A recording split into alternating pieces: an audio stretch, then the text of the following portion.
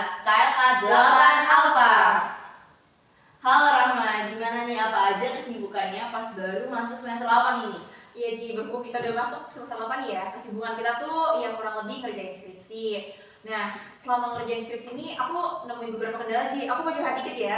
Oke, sebelum kita masuk ke materi kita, kayaknya lebih enak kalau kita perkenalan diri dulu ya, ngobrol-ngobrol santai dulu. Jadi, kendala yang aku hadapin selama skripsi itu, aku nggak bisa maju-maju Ji ke bab selanjutnya. Sekarang nih ya, aku masih stuck di bab 1. Sementara teman-teman yang lain itu udah ada yang bab 3, Iya, bab bener, 4, bener. bahkan ada yang belum selesai Ji. Iya, Aku dengar berita itu kayak shock dan ini gimana ya, aku yang lalat, aku yang lambat apa gimana, padahal tuh lancar-lancar aja pembuatannya. Cuman jadi Ji, untuk melanjut ke bab selanjutnya aku butuh asisten dosennya. Sementara dosen pembimbing aku ini sulit banget ditemuin. Jadi beliau ini termasuk orang yang sibuk Iya, gitu ya. sibuk banget beliau nih. Emang sih, dari yang gue lihat tuh emang masalah orang dalam mengerjakan skripsi itu beda-beda. Ada yang dosennya sibuk sehingga sulit ditemui kayak dosen yang Rahman. Terus ada yang dosennya gampang ditemuin, tapi revisinya dikasih juga banyak. Itu kan juga jadi beban mental ya buat kita mahasiswa.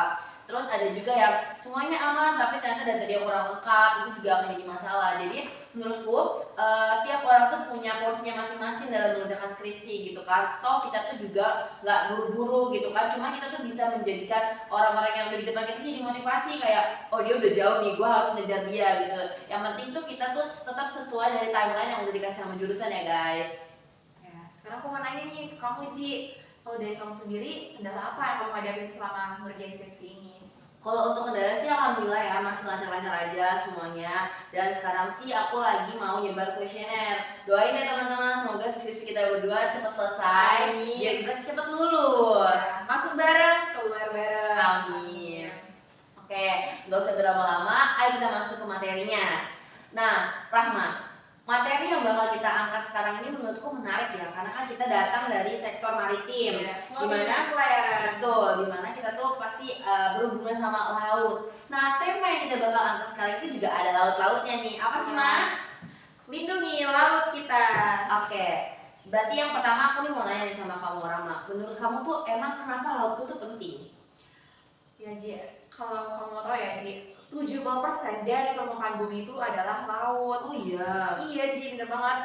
Dan laut ini bukan cuma sebagai sumber pangan aja buat manusia, tetapi 50% juga berfungsi sebagai oksigen yang kita hidup selama ini di muka bumi. Oh gitu, berarti nggak cuma jadi rumah untuk jutaan makhluk hidup yang ada di laut, tapi laut tuh juga berkontribusi ya dalam menjaga ekosistem kita. Iya, bener banget Ji. Cuman sayangnya sekarang ini laut kita tuh udah mulai tercemar, mulai dari pencemaran limbah, sampah plastik, overfishing, sampai perubahan iklim pun menjadi salah satu penyebab tercemarnya laut kita. Oh gitu, berarti gimana kalau sekarang tuh kita tuh bahas aja cara kita untuk berkontribusi dalam ikut melindungi laut kita. Jadi Check it out. dari yang udah lu sebutin tadi, ancaman-ancaman apa aja sih yang laut kita lagi hadapin sekarang ini? Dari yang kamu tahu ya Ji ya, yang menjadi ancaman terbesar untuk laut kita sekarang ini adalah sampah plastik. Nah, kenapa sampah plastik? Karena masih banyak orang yang membuang sampah plastik itu langsung ke laut. Padahal yang kita tahu bahwa sampah plastik itu sangat sulit untuk terurai. Nah, fun fact-nya lagi nih, hampir sekitar 8 juta ton itu sampah plastik berakhir di laut per tahunnya. Wow, fantastik banget tuh ya nominalnya 8 juta ton sampah plastik per tahun. Iya. Nah, plastik-plastik ini sudah jelas pasti akan merusak ekosistem laut kita. Kalau ekosistem laut kita dirusak, bagaimana dengan mereka yang menggantungkan hidupnya di laut untuk mencari nafkah? Nelayan seperti itu ya. Nah, nelayan lain ini kan pasti bakal menangkap ikan nih. Ikan yang ditangkap itu yang udah tercemar pasti akan keracunan. Nah, kalau udah ikannya keracunan, nggak bisa dikonsumsi, nggak bisa dijual lagi sih. Waduh, berarti kalau ekosistem lautnya aja tuh udah rusak, otomatis air yang menjadi sumber kehidupan kita sebagai manusia itu juga akan tercemar. Iya. Dan itu bakal mempengaruhi kesehatan manusia itu sendiri dong. Benar banget sih.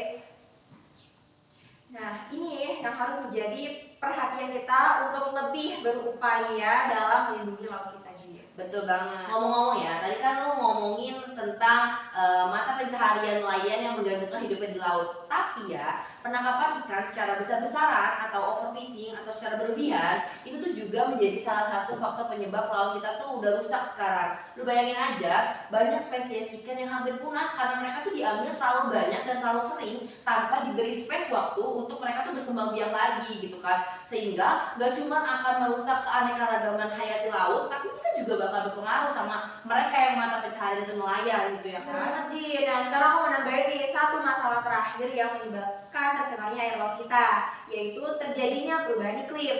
Yang mana perubahan iklim ini akan memberikan dampak yang signifikan terhadap laut. Kenapa? Karena pada saat suhu air laut naik, ini akan menyebabkan pemutihan terumbu karang. Sedangkan naiknya permukaan air laut itu akan mengakibatkan terancamnya komunitas di pesisir pantai.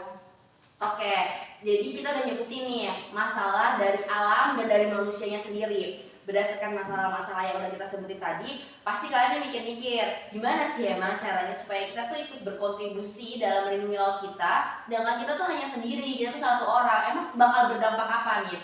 Tapi harus teman-teman sadari kalau perubahan kecil itu bisa mendukung perubahan yang besar. Jadi setiap tindakan kecil itu bisa loh mendukung untuk menjadi perubahan yang lebih besar. Selanjutnya, mari kita bahas beberapa langkah yang dapat kita lakukan untuk mendukung program melindungi laut kita. Check it out. Yang pertama, kurangi penggunaan plastik sekali pakai. Gimana nih menurut pendapat lu, Ma? Menurut aku ya Ji, untuk mengurangi penggunaan plastik sekali pakai ini mungkin bisa terjadi ke kita sehari-hari ya. Untuk minum, buat teman-teman mahasiswa semuanya yang ada di STP, daripada kita beli air kemasan, beli air mineral yang plastikan itu, mending kita menggunakan botol minum sendiri yang bisa direfill, diisi ulang. Apalagi kan STP ini menyediakan wisraba ya, di samping wisraba itu kan ada keran yang bisa kalian refill air di situ loh. STP ini udah menyediakan fasilitas, jadi ngapain kita beli kalau ada yang gratis? Iya, mending gratis aja sih. Yang kedua, mengurangi jejak karbon. Untuk lu sendiri nih, Ma, gimana nih cara lu untuk mengurangi jejak karbon? Biasanya sih dengan mengurangi penggunaan kendaraan sih. Oh, kalau hubungannya dengan kendaraan ini kebetulan aku sebagai anak rantau kan gak punya kendaraan pribadi ya selama di Jakarta ini.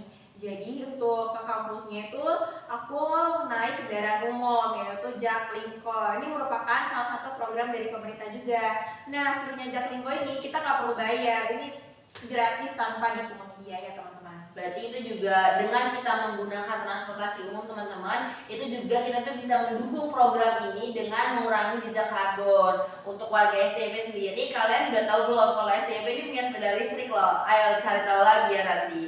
Yang ketiga, dukung gerakan bersih-bersih pantai. Wah, kalau gerakan yang satu ini sih kayaknya udah gak asing lah ya di telinga mahasiswa STP. Bener banget Ji, ini merupakan salah satu program dari kampus kita loh. Nah, biasanya bersih-bersih pantainya tuh gak jauh-jauh dari kampus. Tahu kan Pantai Marunda yang ada di belakang kampus? Pasti para teman-teman yang nonton itu ada kan yang namanya pernah nyangkut buat ikut bersih-bersih pantai Marunda itu. Ya, kalau udah disuruh pakai baju PDO merah, siap-siap deh.